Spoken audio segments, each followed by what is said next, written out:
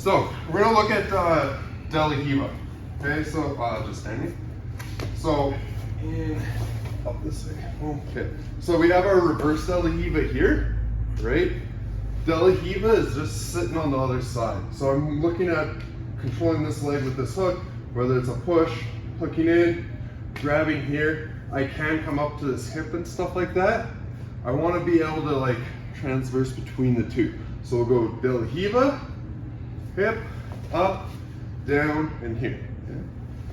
So we're just working out our hips. We're just getting into the rhythm of switching between reverse Della Hiva, Della Hiva. So let's just make it easy. I have my hook. I'm in my Della Hiva. 1, up, switch, down. Everything's just up, switch, right? And then we use the other leg. We're here, right? And I want to be using this. Up, down, here, hook, up, down, hook. Okay, so we're just going back and forth between the two. Sound good? 3, 2, 1. Go here. Okay, so whichever side I'm on, right? Okay, when I'm in like my Della Hiva or my reverse Della Hiva here, right? I want to be able to switch my hips and aim them in the direction that I'm going to be pushing them. We're just practicing like switching hips. So here, right? Up, down, right? And then hooking. I want a nice strong hook with this bottom leg, and I'm hooking behind that foot. Now I can aim my hips in that direction, so I can off balance him. I can almost make him put that leg back, or he goes down. Right? Switch. Right here, and okay. So then they're gonna step back, come around. I just want to be able to switch them and understand my hooks here. Don't get lazy with this hook. Don't just go good enough, right? I want it hooked in. I want to be able to like actually push them or pull them or whatever I can do here. Okay. So from here, I'm gonna just switch and I'm gonna push. Right. I want to be able to push, pull, switch, push, pull. Right. So let's get a little bit more effort into it to have this one in, pushing on that hip. Now, a little caveat to this is don't keep this, like, don't just go this one, and then like in active sparring, don't go, okay, I'm safe here. There are foot locks that happen here, okay? Yeah, they're fairly miserable. So once I get this one, I'm here and I'm pushing, right? Then I'm coming here and I'm pushing. I'm not ever gonna just sit here and go, I'm good. Does that make sense? Yeah, so let's get some push-pull off of that. Okay, 3, 2, 1. Okay, a couple little things that, like, when I'm thinking about like Della Hiva, reverse Della Hiva, is I see a lot of people going, what leg hooks behind here, like for the initial. Whatever hand is gripping this ankle, that leg is hooking behind. The other leg is my option leg, either to come up to that, to come around and get like a long guard kind of thing. But like this hand, the inside hand is gripping, so my inside leg is hooking the back. Switch it up, outside hand, outside leg is gripping behind that leg, all right? And then to determine, like if you're like, man, I just, terminology wise, when I'm looking at them, this is Della Hiva. The only way that I know that it's Della Hiva is this is reverse Della Hiva, okay? Now, why I know it's reverse Della Hiva is because reverse Della Hiva leads into like a false reap situation. And I love false reap, so I know that it comes off of this reverse Della Hiva where up and in, right? And I can grip in, and I can get into my leg lock entanglements. I don't know if that helps anyone, but reverse Della Hiva leads into like my false reap, where now I can come into like, or like normal Della Hiva leads to like back attacks, or like I can like trip through here, I can do a bunch of funky stuff.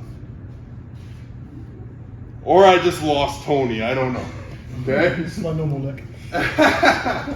Okay, so let's work on just our tripod sweep from reverse Della Hiva, and then we'll work on a sweep from Della Hiva. Okay, we worked on this last night, but it's good to have reps in. So I'm gonna push, okay?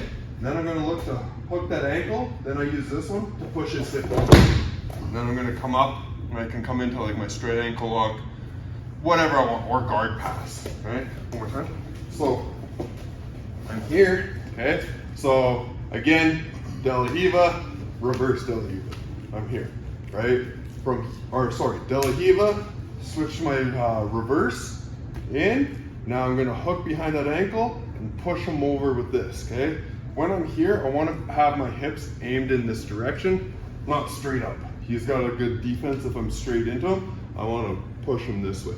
So I'm here, I turn, push, extend, bring my inside leg to the outside. Then I can either like come up, build my base, or because we're filthy leg lockers, jump into like 411. Do you wanna see this? I think I got it. Yeah, play around, 3, 2, 1. When I'm here, right, I'll grab this leg, okay, and I have my reverse De La Riva, right, bam. Another way, if I'm using my inside grip, inside hooks, right, reverse De La Riva. Outside hooks, De La Riva. There you go, Tom. Stole it, okay? So from here, once I'm going, if my hips are like, again, if they're square on and I'm trying to push them over this way, it's gonna be very, very hard. If I turn my hips into them and I push over this way, right, I can hook.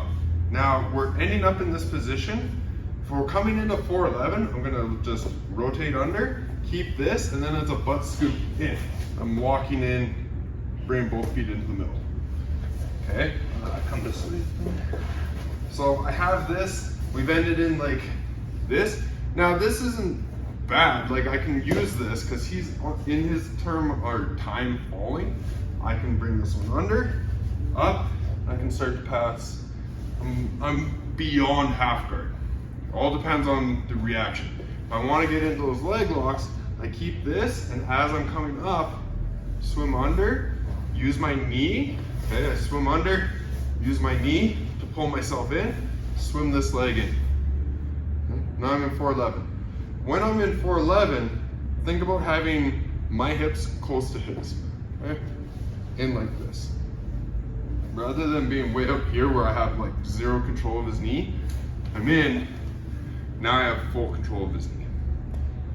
He has a couple options here, but I'm limiting them vastly. Rather than this where he can just pull his leg out essentially.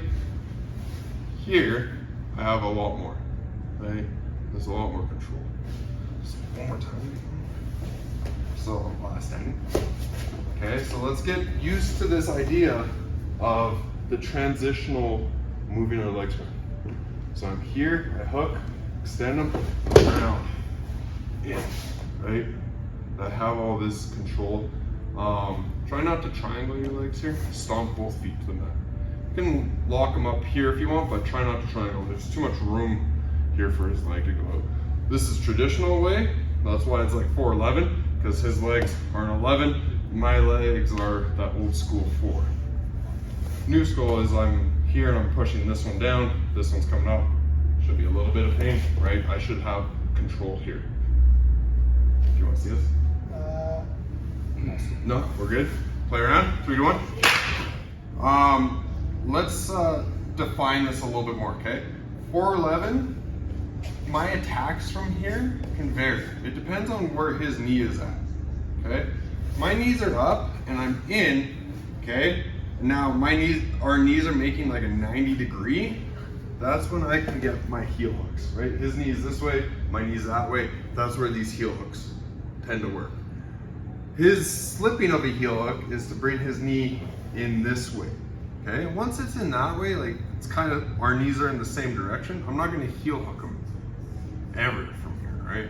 I'm gonna have to switch up the attack. I might go to like a straight ankle lock. I might just pull across to like the 7-11 position, but I'm not gonna get it if our knees are all facing the same way, okay?